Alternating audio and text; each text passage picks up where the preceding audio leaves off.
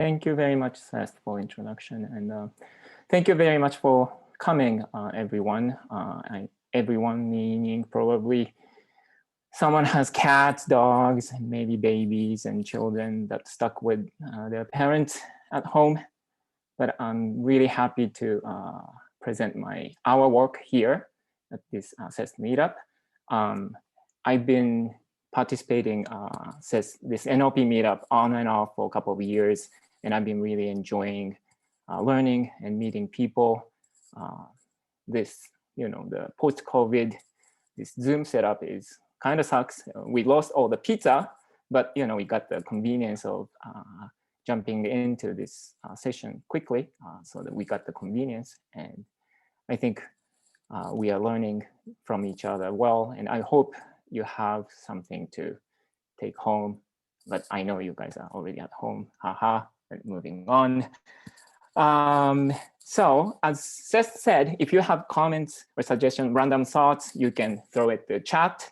But if you have specific questions to me, you can put it in the Q&A, and I will probably stop in between the slides and address if there are questions that should be addressed quickly.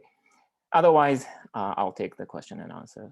I'll take the question at the end. I'm going to start with the intro and overview, and then go into some machine learning models.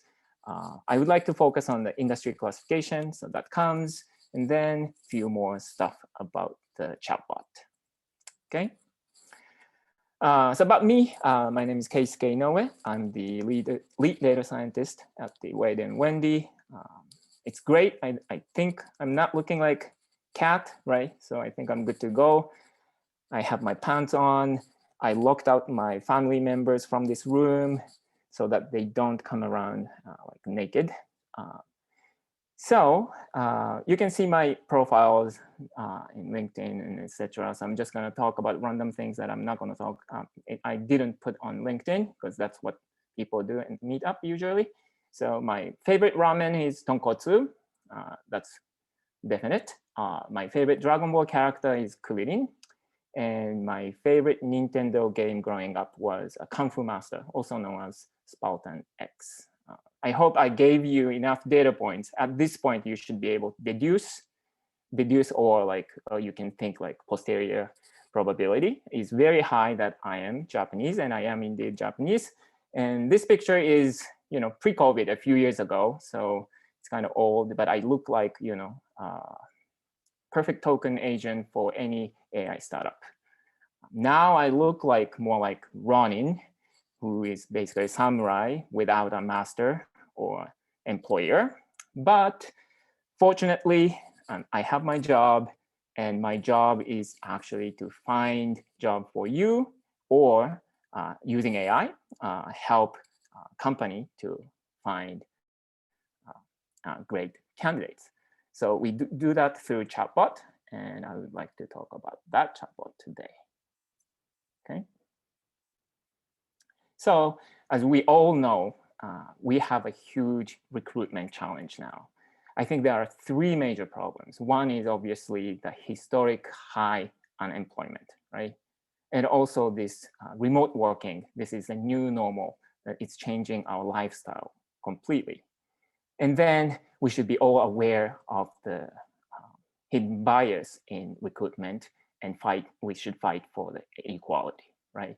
So we have all these three challenges. But after all, we are all human, and we have limited bandwidths. And recruiting process is very tedious and inefficient.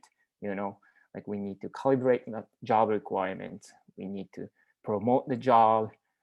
We need to manage the outreach. We need to design an interview, conduct an interview, evaluate and report the interview results, etc. So that's where Wendy comes in. Wendy does mainly 4 things. It does a lot of things, but as an NLP data scientist, these are the 4 things that I touch. One is to identify job requirements given a job description, and then design an interview based on the requirements, and then actually execute an interview as a chatbot, and then evaluate the chat transcripts or the measures from the derived from the chat, and report back to our client. We have 4 distinct services to drive each functions. We use JD parse service, and we use third-party service called Dijkstra to gather the job requirements from job description. And I'm going to talk about it more later. And then we design an interview by it's a job of the service called chat generation service. And then execute an interview.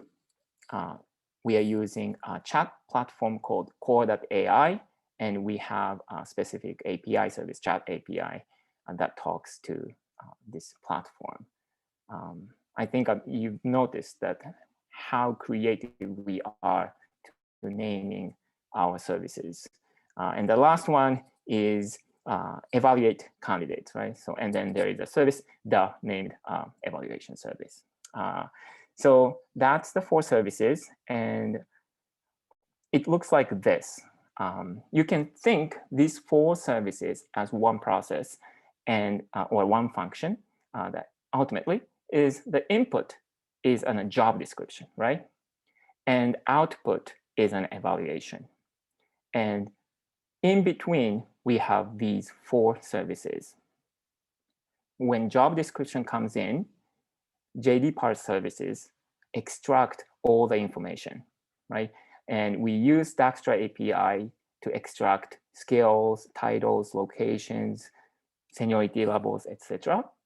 But also we use in-house machine learning models to recommend some skills or predict the complexity of the job or classify the industry of the role.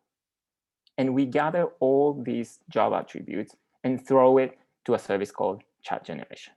And then chat generation generates specification of the chat, basically dialogue flows, and throw it to a platform, a core.ai chat platform via API. And during the chat, of course, we are running, or the core is running an entity extraction models to extract like skills and titles, basically all the experiences of the candidates, and also get the intent detection to detect any questions that candidate may have. And we're going to talk about that later as well. And we gather all the data points, and then we throw it to an evaluation service. And then we have an evaluation model, evaluate the candidate, report back to the client. This slide we created for investor pitch. So it looks like it's completely automated, but in fact, there are a few points that our professional operation team is monitor the output and modify the output if necessary and before passing into the next service. So there are calibration processes, and there is evaluation is always supervised by the team. So it's not fully automated, just to let you know, but we have this overall flow. So that, and I'm going to show the actual stuff. One thing I forgot to mention is this Neo4j icons that are always up there, which is meaning that whenever we have any data created or when we need to consume the data or for evaluation or other purposes, we are using Neo4j as a data store. So all the data basically goes to the graph. And I would like to show that aspect as well. So I'm just going to this chat and I'm going to add. Let me add. Oh, hold on. I'm going to add.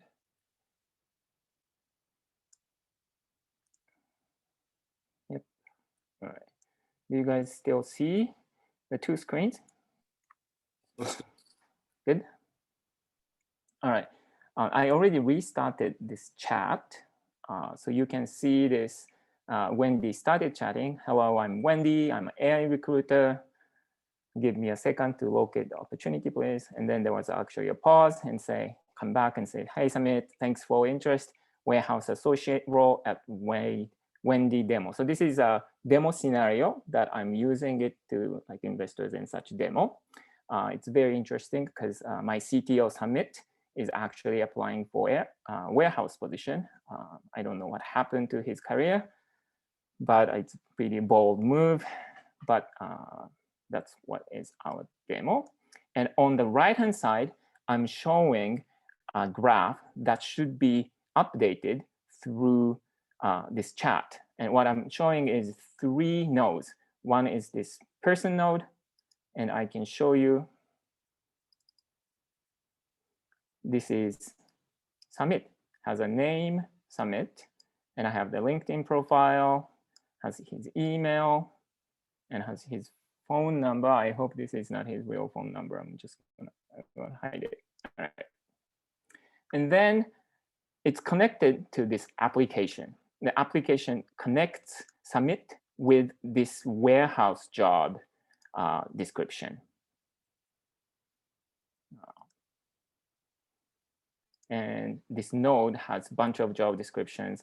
And if I open this job description, you will see a bunch of nodes, which are basically on skills and other entities that have been extracted from the JD parse service. I'm just going to close it because it's too much. Now, so currently, the Summit is a very simple entity, but hopefully we will learn about Summit during this interview. And, all right, so Summit says sounds good.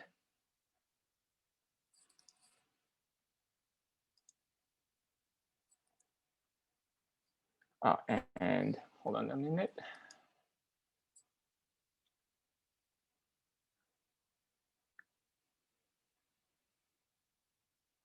I just totally forgot that I had a cheat sheet to pretend Summit during this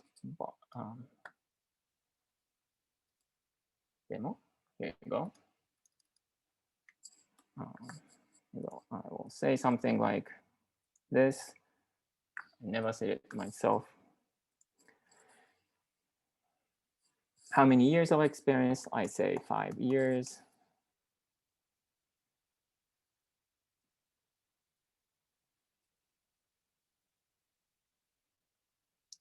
Then I say, where have you worked? I say I was a warehouse worker at Walmart.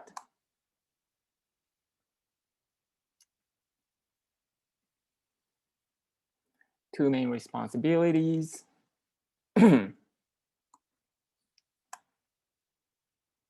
Warehousing and later logistics management.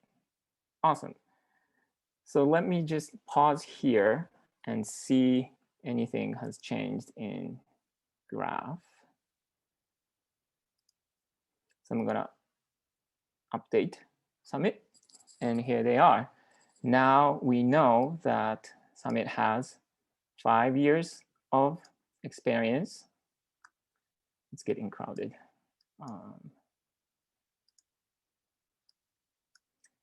And has an experience as a warehouse worker at a company, Walmart. And he has some skills, warehousing, obviously, logistics or logistics management.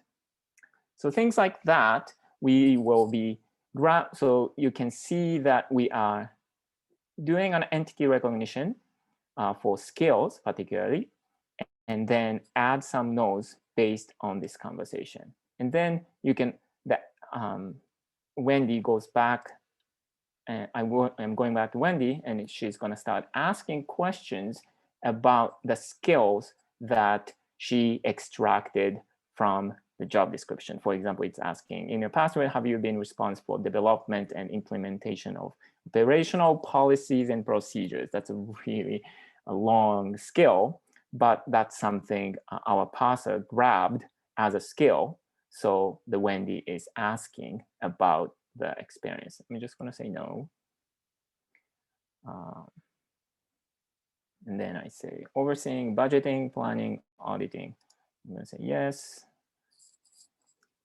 Oh, and I forgot that she will ask, like, could you tell me more about that? I'm just going to say nah. And then I think there is one more skill-based question. Do you have experience working with senior stakeholders? I'm just going to say yes. And things like that. Sometimes she's going to ask about skill. Sometimes she's going to ask about responsibility. Let me just check if Summit entity is updated. Yeah, that you can see now that job description and Summit has a shared skill, development of blah, blah, blah, that the long skill. And this one is, I think, from the second question, the budgeting and auditing.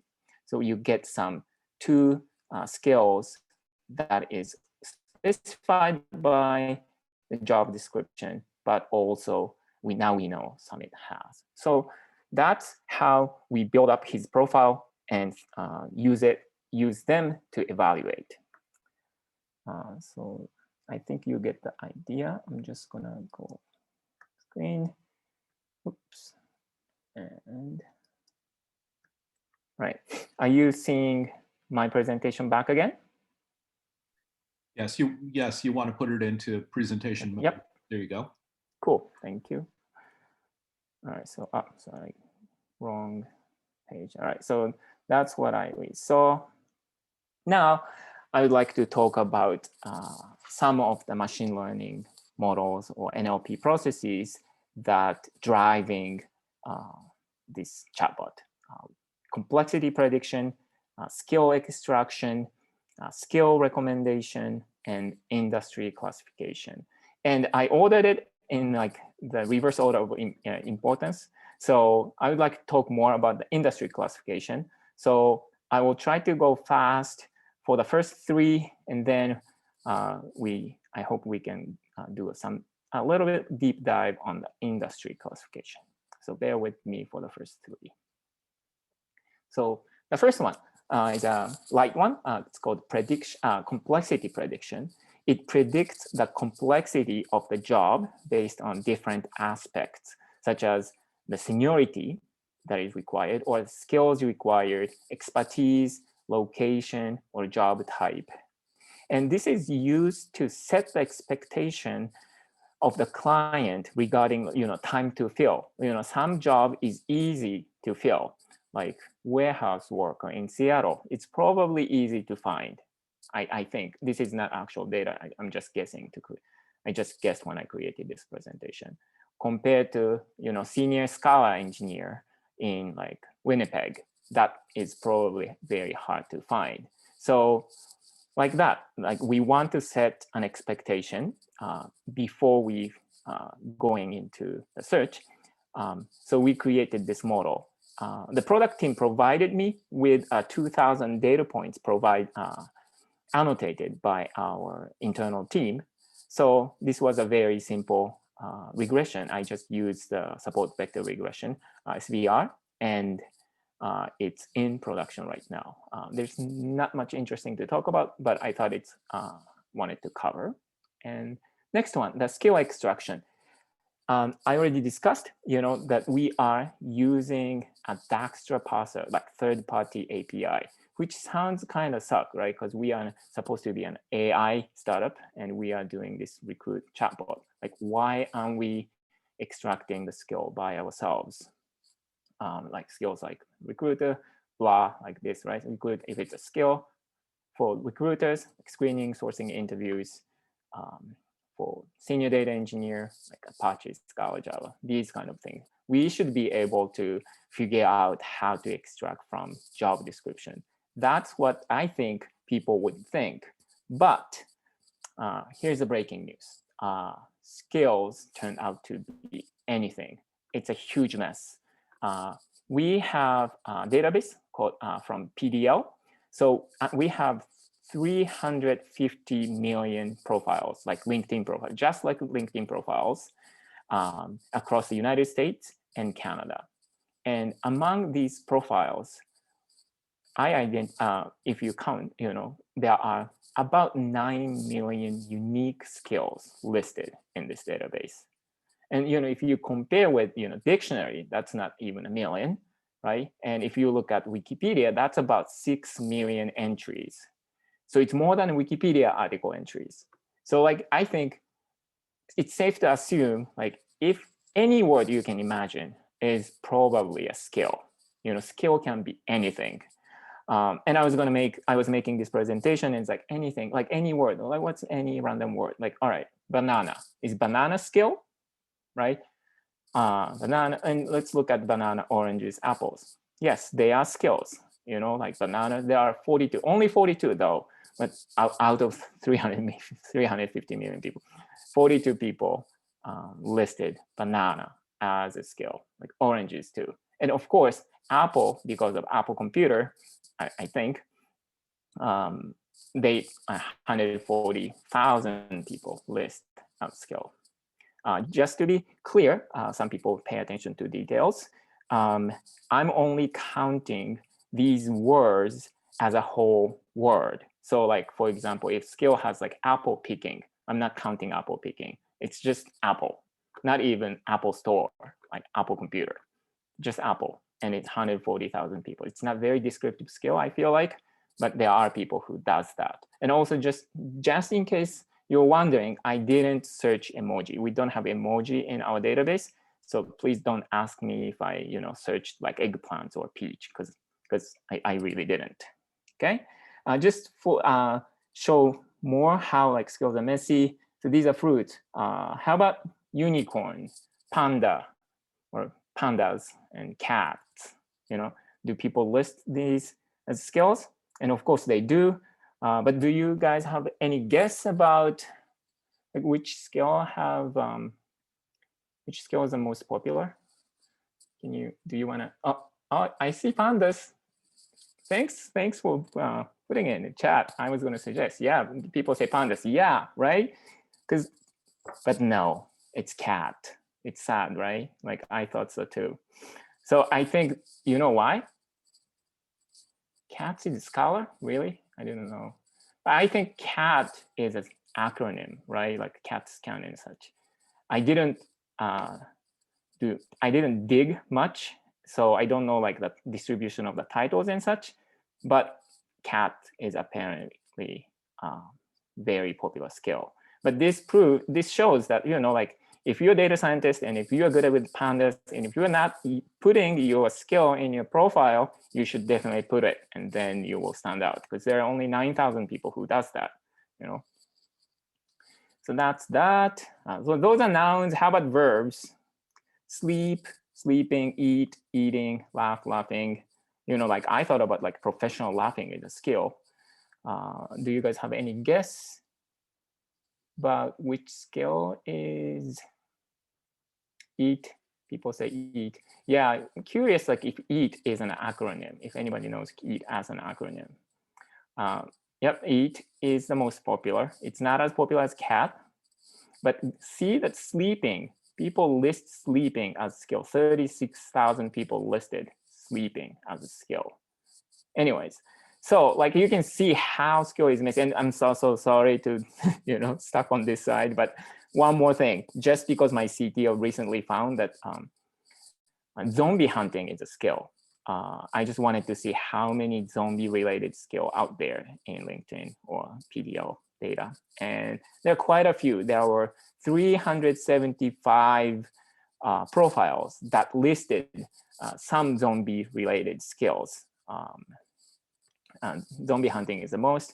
Zombie makeup definitely makes sense, but zombie killing, zombie survival, I'm not really sure the credibility of those skills. Anyways, so like I think I proved that how skill is messy and it's very difficult to build an entity extraction model. So rather than hitting my forehead into the door or wall, we decided to use a third-party API, and we are using Extractive, which is they've been doing this job, this thing, parsing job description resume like I think like 18 years now. I also evaluated a similar company called Sovereign, which does a nice job too. They do, they've been doing like over 20 years. So this is very, a domain for like very, it requires a very deep domain knowledge, I feel like. So that's the skill extraction, or my long excuse of not doing skill extraction. How about skill recommendation? So it's a similar idea of similar output as skill extraction. But what it does is we're not trying to extract skills from job descriptions. We use this process to suggest skills that should be questioned in the interview, but when we didn't find enough information, enough skills from the job description. You know, sometimes job description does not provide you enough information. And here's another, I'm sorry, here's another breaking news. Because I created this, you know, logo, like I wanted to use it at least twice. So here's the breaking news: the job descriptions suck. And I've been working for this company 2 years, over 2 years as, you know, NLP data scientist, and I've seen some job descriptions, not like as many as, you know, operation team people. And some of the job descriptions are not descriptive. Like, for example, this one is pretty real. It came out recently, the staff nurse. The job description is one line: help with administering COVID vaccinations. That sounds very important job. And I think we should have more information about this job, right? Just to be clear, we have a very professional, amazing operation team. So like when like I said, like each step we have a calibration process. So like when we get a job description like this, the operation team will calibrate the job requirements and make sure that, you know, we're not going to have empty chatbot. We will have a clear requirement going into a chat. But this kind of job description comes in.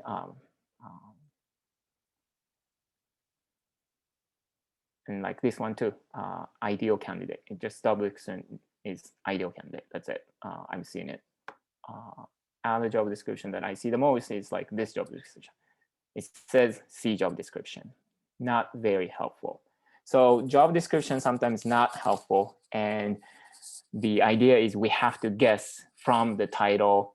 And, you know, the operation team works hard for this. And I wanted to help using an AI. So the skill recommendation is created. And I forgot to mention what we do is currently it's a very simple approach. What we do is we cluster. So we take we gather profiles with similar titles by clustering, and then we rank this popular skills.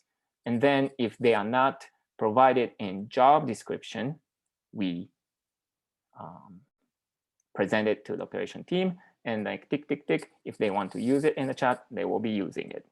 I think I'm suggesting like top 7 or so. So that's skill recommendation. Yeah, recursion, job description. That's right. And the last one, industry classification.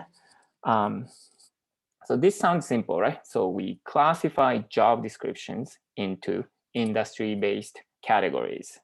So this is to used in yearbook experience question. Like, for example, rather than asking like how many years have you been professional? Like we ask like how many years of experience do you have in blah?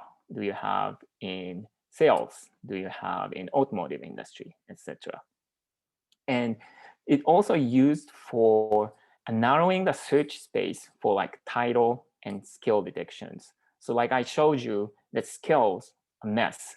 So when we want to have like entity recognition, we want to narrow the search space. We want to focus some skills, right? And what we are doing is this industry. Same as title. Title is also a mess. I don't have any slides to talk about it, but it's very difficult thing to parse and normalize and clean. So that's the industry classification. The idea is simple. If job description says nurse, we say it's a healthcare. If the job description says architect, it's an architecture, obviously. So it's a very simple classic text classification, right? And text classification, just to recap, is a simple 3-step process, right? Document comes in. First, it goes to pre-processing or feature engineering, feature selection. Like job description comes in. We take job title, job description, the text, and then job location, sometimes the name of the company, salary, etc. And then there's a process called vectorization, basically mapping the text data into numerical data. It could be vector, you can call it vector, you can call it matrix, you can call it tensor, whatever.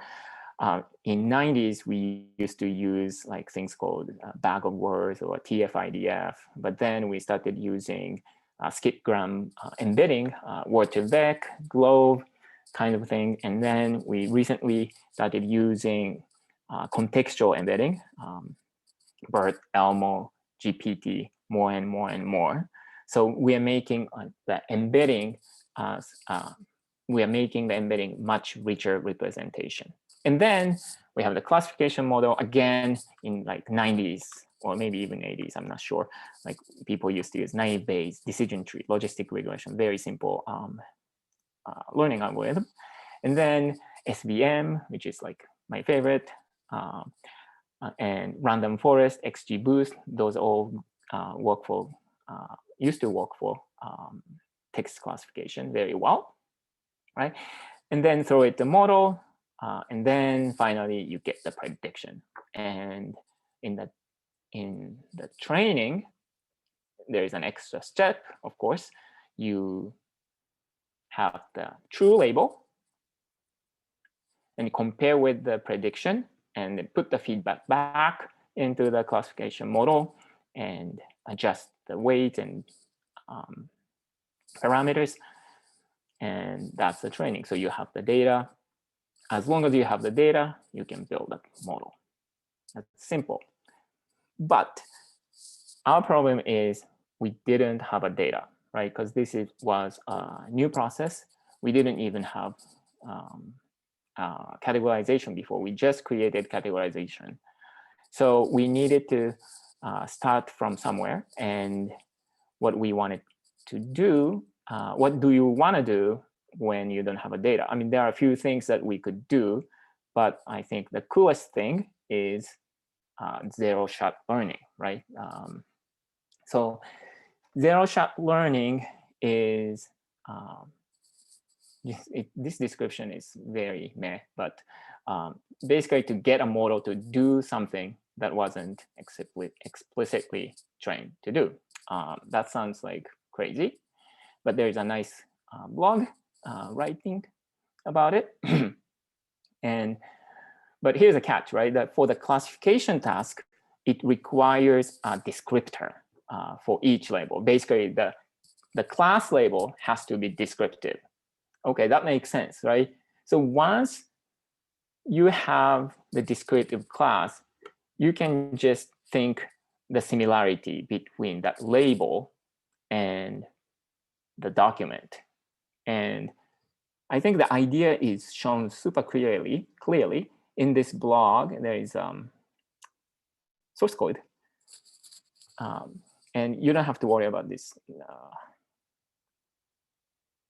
boilerplate. But the things you should look at is this sentence.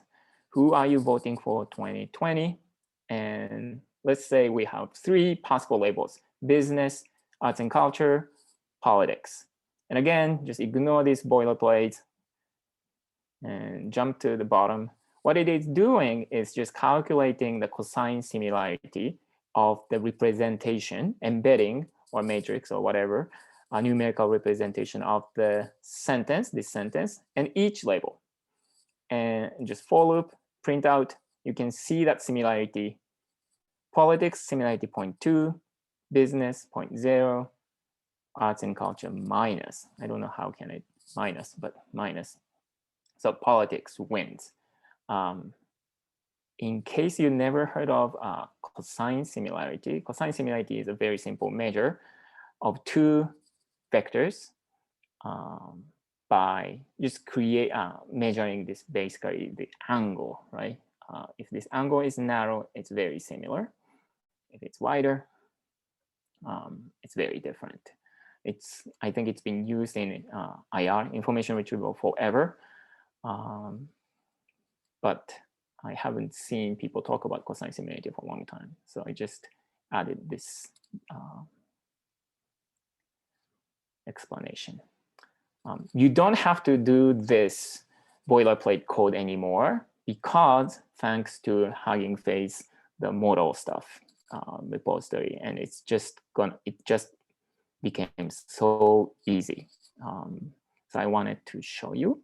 It goes.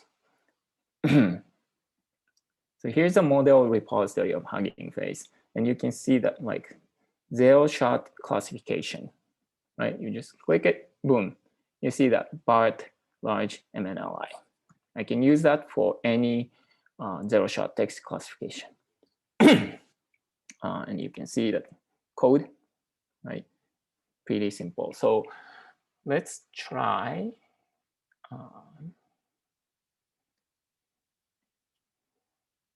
I want to show how simple it is.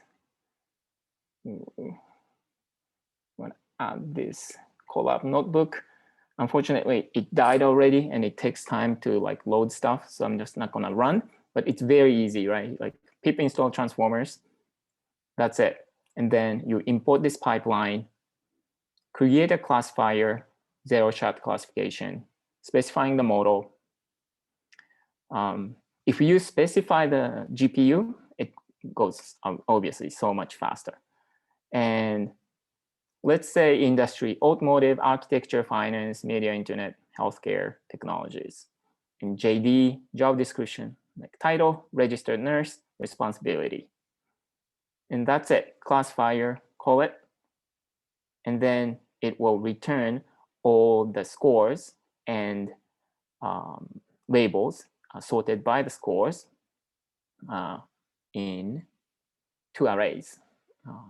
And you can see healthcare won by far, right? Because 0.72, obviously. And then let's do the architect. Same thing. Architecture wins by far 0.9, but that's like word is very similar, so it's pretty obvious. So that's the approach that I wanted to do, except we have 50 categories, not 5. And we have thousands of job descriptions, and some of them are useless, as you've seen. So going back to the presentation. We did that. We just showed you, and demo, I just showed you. So evaluation, 50 industry categories, like I said, we created, and I grabbed 180 recent job descriptions, and I gave that to 2 annotators, my teammates in product team. And I showed them like 5 top industries that was predicted by the model. 5 was just picked randomly. I thought like 10 or 20 is like too much, but just 1 will be like too less information for me to do. I think in the retrospect, I think Prodigy or the Explosion people suggest like simpler the better. So I could have done like binary decisions. But anyway, I did the 5 industries, and I used interface called Prodigy, tool called Prodigy, which is amazing for this kind of task. So this is an interface. You can see that job descriptions and 5 top industries, randomized, obviously, and then they will pick one correct industry, and if it's not listed, then they will just click this red not accept or reject button, and then evaluated. And here is like the overall performance metrics. You can see that top 3 are the one that I just talked about, zero-shot learning. And I did with 3 kind of features. One is just with title, and just with text, and title plus text. And then I also did a bunch of experiments too, but I'm just showing just 2 experiments as a comparison. One is an SVM with title. I did the SVM with title text too, but obviously the text did the best, so I'm just showing the title. And you can see that zero-shot with the title pretty much beats everyone. But SVM, it comes pretty close, and it's actually the one I put in the production because it has so much smaller footprint and it doesn't require GPU at all in our server. So I'm just using SVM for now, but I can see that the zero-shot takes like 15 minutes to build. SVM, I had to work a lot to create data because, like I said, I don't have a data. So I used imperfect data, and that was some work. And but it achieves pretty good accuracy and then much smaller footprint. You may be wondering, you may be wondering if architect becomes architecture and if nurse become healthcare, that sounds like you don't really need like contextual embedding. You can just use like simple classic like word-to-vec kind of word vector similarity and should do a pretty decent job. You may be wondering, and I wondered that, and I actually did that because again, it takes like 15 minutes. I just use a spacey word vector and just pick the highest similarity label and measure, and then measure the accuracy, and it doesn't work very well. So apparently, even though job titles typically 1 to 3 words, right? Like you don't usually see more than like 5 words in job title. Still, the contextual embedding beats the classic skip-gram style embedding. So I thought that was an interesting observation.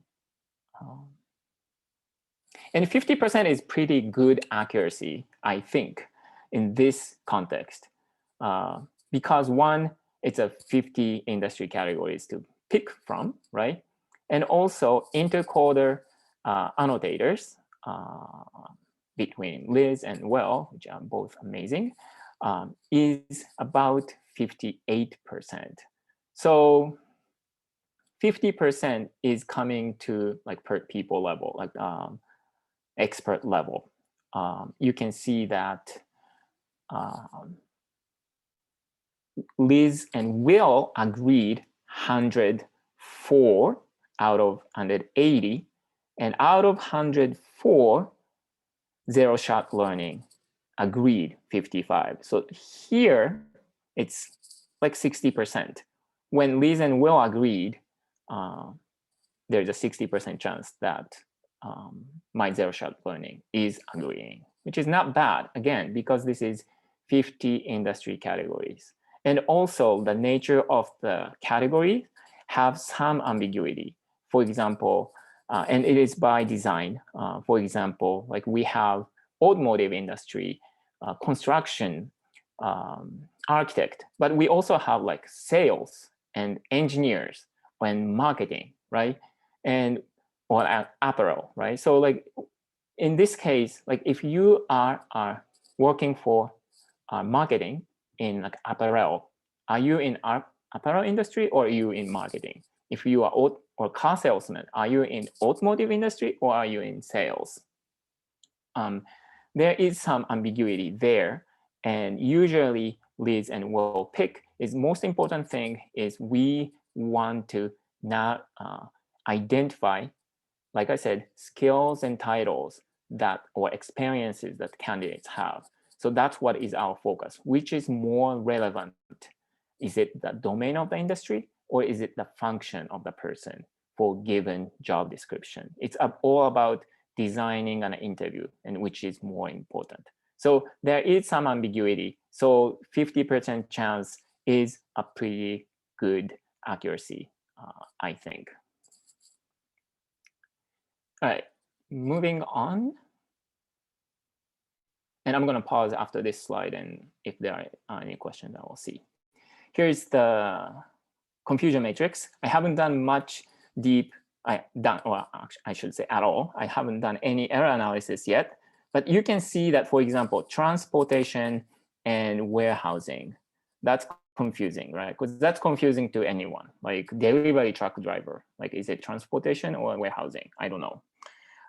Executive management and IT, my guess is it's like CTO position or something, but I should look into it. This one, law enforcement and manufacturing, again, I should look into it. Things like that. There are things that is understandable, obviously, but that is some things may be improved. I have one more. Oh, here's like the standard classification report from scikit-learn. You can, this is the same thing, that accuracy is 53, and you can see the precision, recall, F1 score. All right, I'm just gonna pause for QA. But wow, it's already 3, but I think it's good. All right. Is there any QA? Or I can't see QA here, huh? Okay. Sorry, you're able to see QA or not? I can read them to you if necessary. I don't see any QA here. Where is that? Oh, wait. We have 13 items in QA. You should be able to, yes, there. Ooh. It shouldn't be, You know what, I made you a co-host. Let me unmake you a co-host. And maybe okay. Maybe you can read it too. Try looking again, but I will read through some questions. You had 2 questions about just the interface that you had earlier. Okay. Ben asked, is the software which shows the graph entities and relations Neo4j, or is it custom built? Oh, cool. That's a simple question. Yeah, it's just a off-the-shelf Neo4j desktop. That's what I thought, but it's a question to you, not to me. Yeah. You have a question from Jason Yang. Is the entity extraction step done using exact dictionary matching, or is prediction involved too? Is there a prediction involved? If there is a prediction involved, how do you evaluate the quality of newly found entities not in the training data? Yeah, cool question. So entity extraction is currently mostly relying on the engine that core.ai, that chatbot provides. And they have, come with a set of entity recognition engine. And I think it is using something like CRF. And different types of entities can be extracted, like phone numbers and email address, URLs, locations, name of the city, company names. These standard entities, we are just using their standard entity recognition. For skills and titles, they don't have such model. So what we do is we provide a list of entities, and they are not explicit about how they actually match.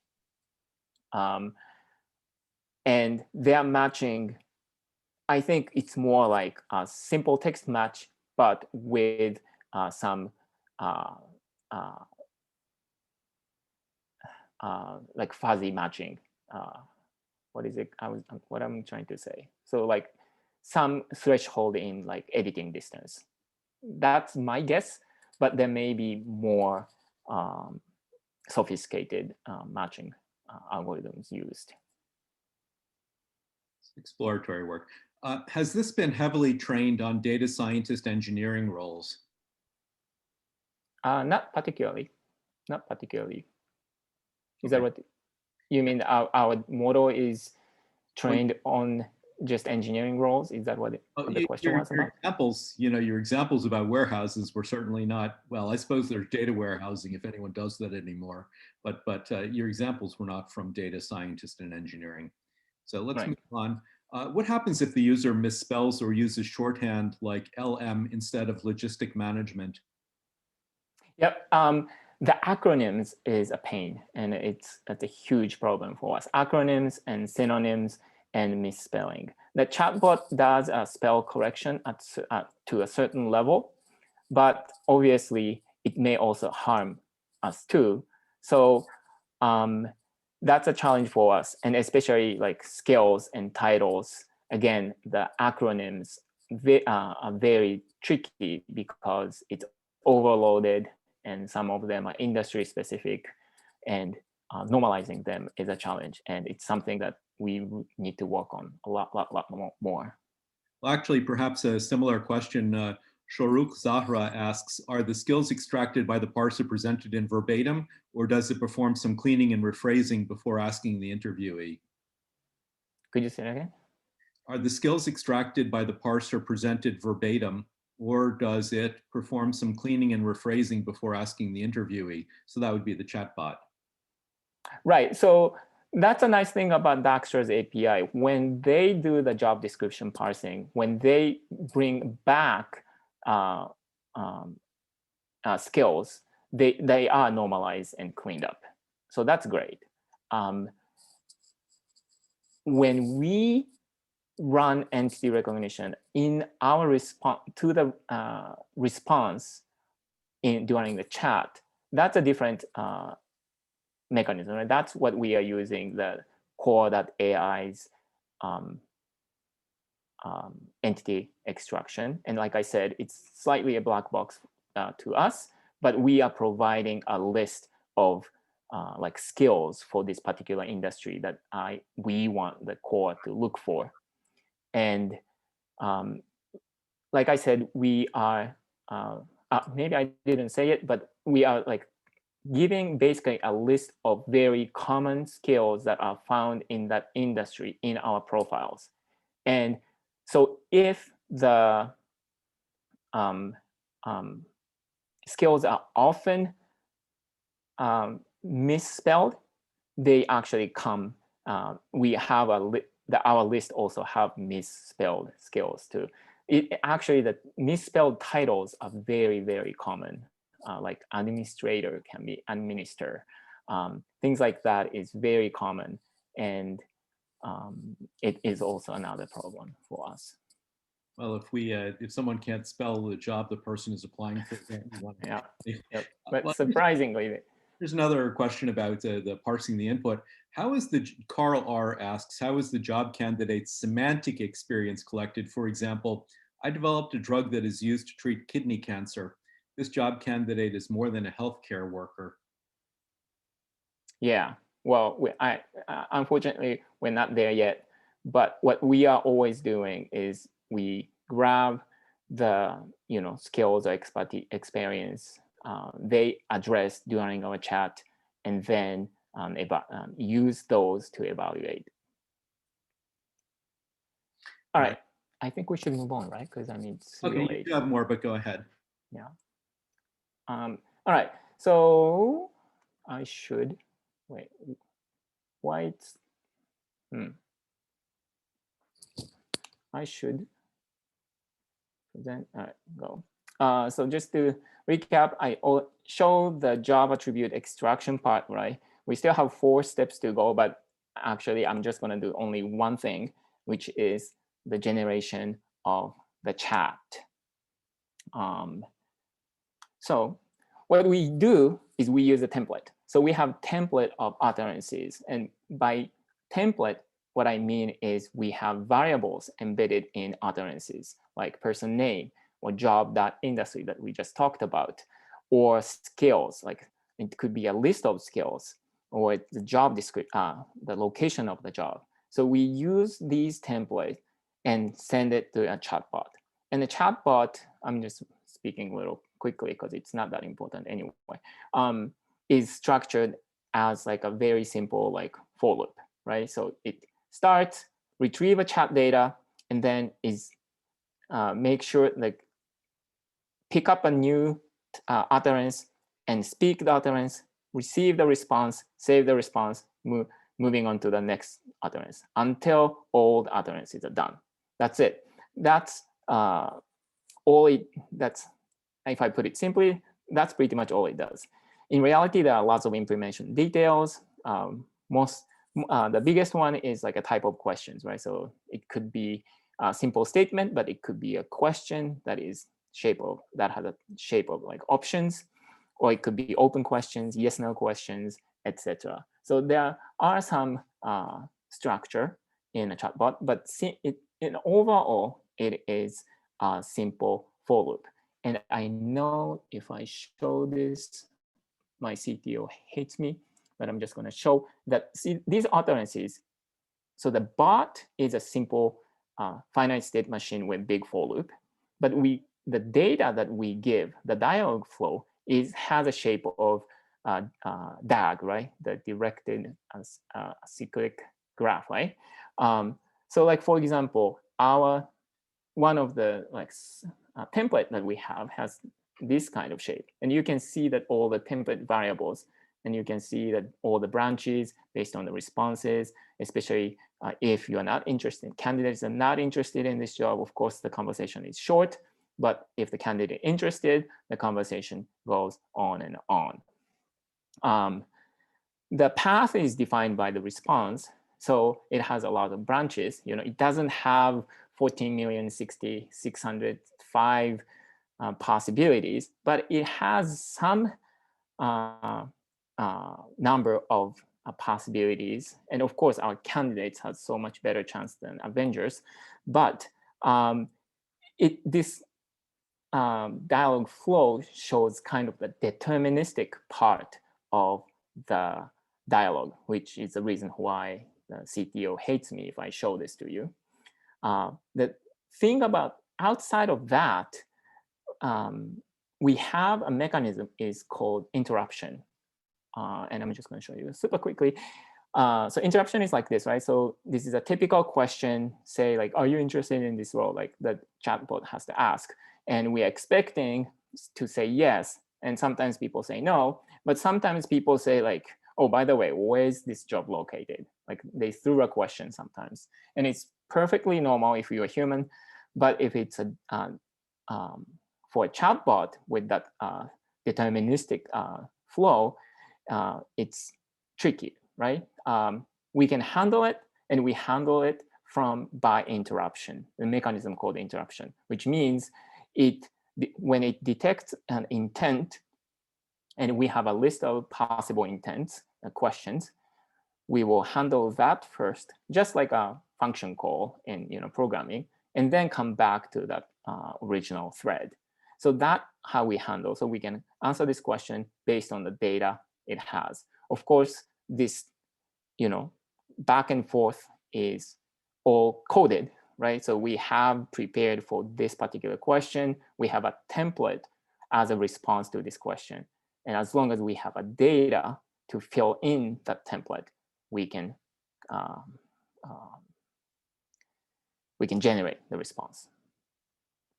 So this for loop that I showed you is actually implying this every loop, we are actually making sure that interruption is not happening. And when it happens, we process the interruption first and go back to the current state.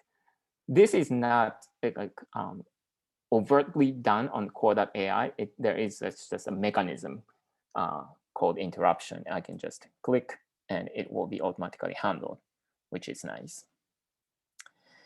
But I think this interruption thing may be boring to you because it's template, intent detection, it's kind of old stuff. And what we're trying to work on right now is using transformer. We should be able to create question answering model quickly, right? And I have an example here. So transformer again has a really nice model for that. And there is a documentation usage. If you look at that, here is there is something called extractive question answering. And here is an example code. It's so simple now. It used to be slightly more complicated, but now it's just so simple. One line of code. It's so nice. It's so good to be NLP data scientist, but also it's so scary that, how long my job will last. But for now, it's okay. Let's look at the JD question answering. It's very simple. Pip install transformers again, NLP pipeline, and then put a context, like for example, embedded firmware, blah, blah, blah. And I ask, is it still working? Is it still live? I can ask, what are the required programming language? C++. It's missing C# and Python, but maybe this model doesn't think it's a programming language. Who knows? What is the title job? Firmware engineer. It's actually embedded firmware engineer, but I guess it's close enough. Let's try a little bit more descriptive job description.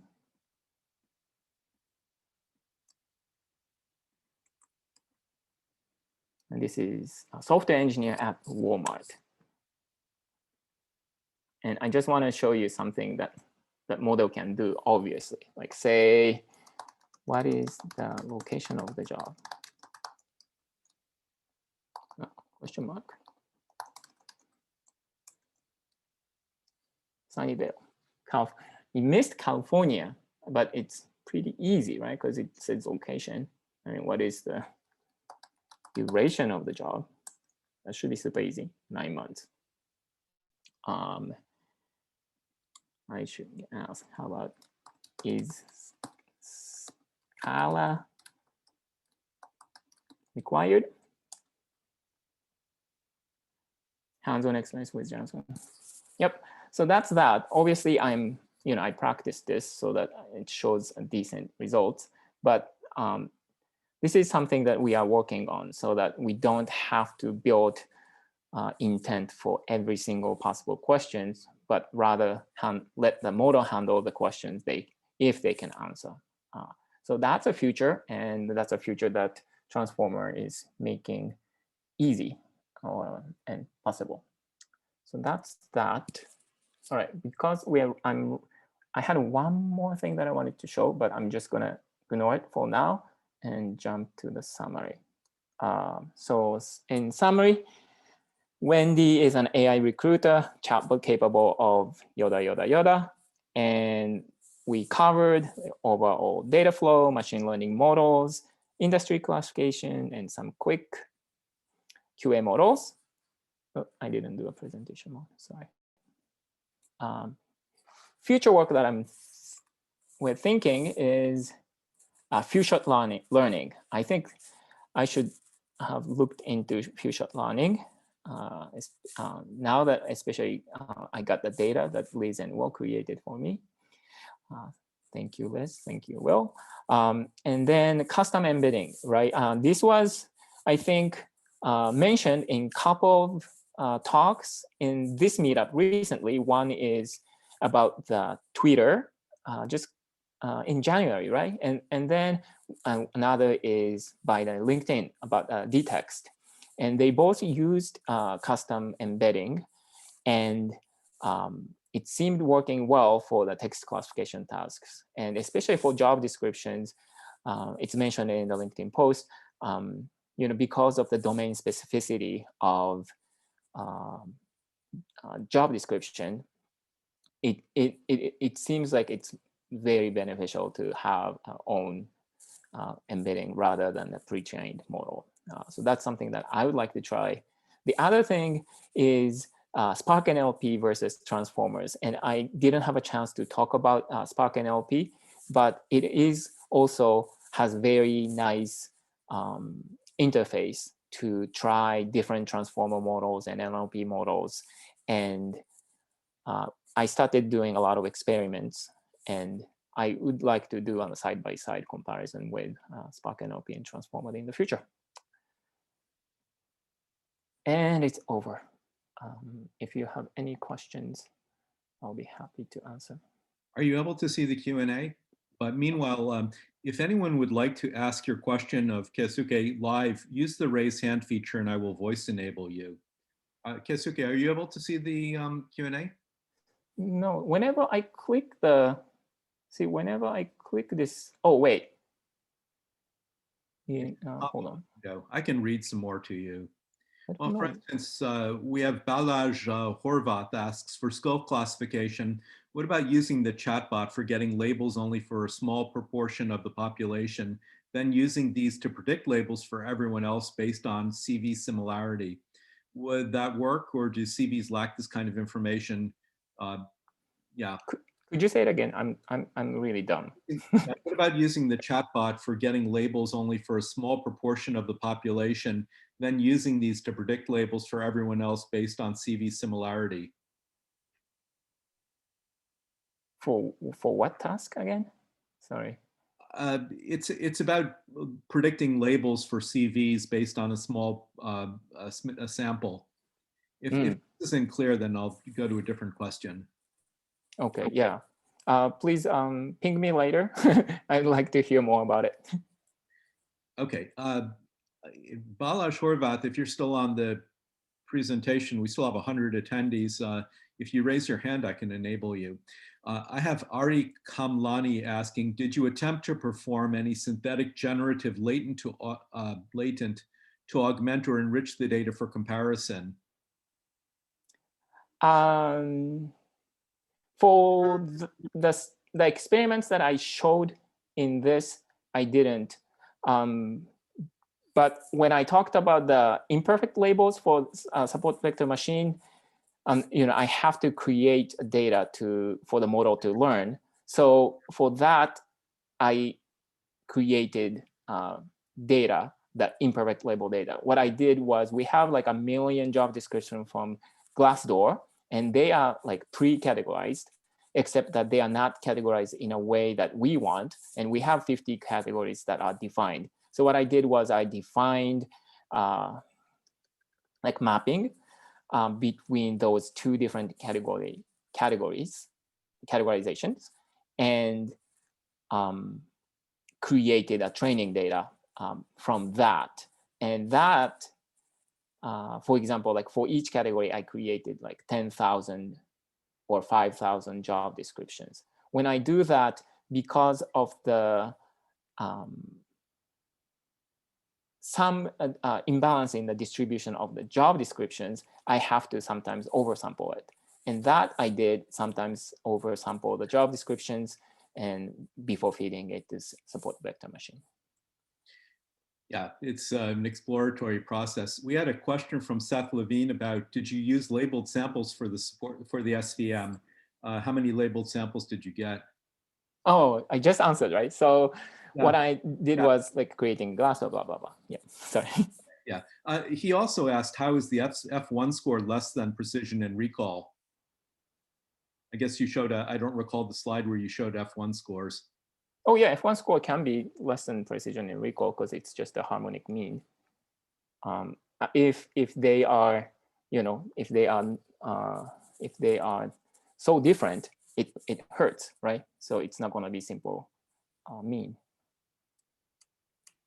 Oh, okay. Yeah. Let's see. Alicia Love asks, can you talk a little more about the custom embedding you are investigating? So I suggest listen to the 2 meetups two meetup talks that happened here. One is, I'm just looking up. Let me just look up. Do you remember the one in January, Seth? By We've done a bunch of these. yeah, and it was really nice. Let's see, January. About the Twitter. I think it's this. Yeah, we had a hybrid machine learning NLP pipeline for identifying prescription drug abuse from Twitter. Is that the one? Yeah. And with, I think so much for. Yeah, sorry, I clicked on it. That's the one I'm about to put in chat with Isabel Metzger. Yep. Colleagues. So she talked about using fast text to and created their own embedding. So what happened is, the if you are using for if you using like this one is a skipgram model, right? So when we built an embedding, and when you use a pre-trained embedding, that pre-trained embedding relies on the data that trade on, obviously.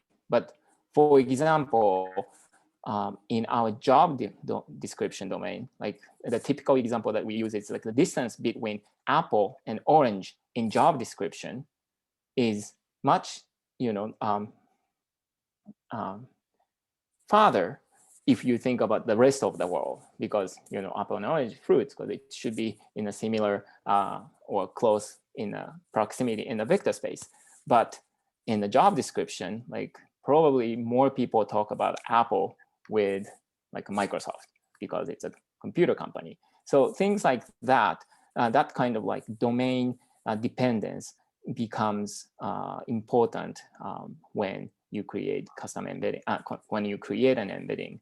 And that's why I think, especially for like text classification for like job domain, whether it is resume or job description, I think it has a benefit to use the embedding. And again, the LinkedIn post, I think this blog also mentions about they are using their custom embedding.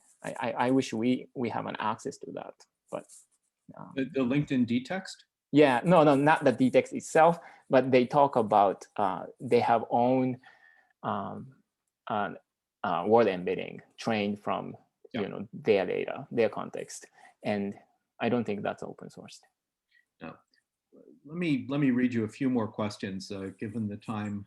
We have one from Edward Mitchell. Do you have any filtering process for rude or inappropriate answers? Oh, no, we don't. We don't. So we often, we sometimes enjoy reading those kind of responses too. All right. Let's see. Here's one. How does zero-shot classification relate to fighting bias in recruitment processes? Isn't it just feeding any biases from the model's training data? So zero-shot and bias from the training data.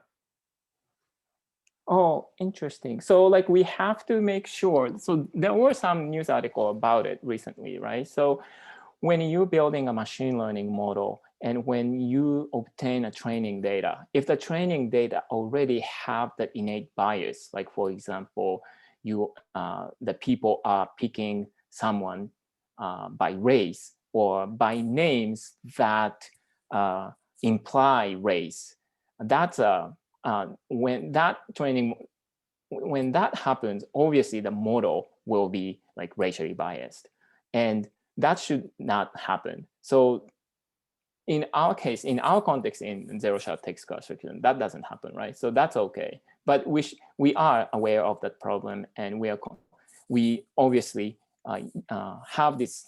I didn't talk about it, but we have a specific evaluation model that has criteria that does not have inherent bias, that does not allow inherent hidden bias to come in. Am I answering the question? I think I'm answering the question. Yeah, maybe.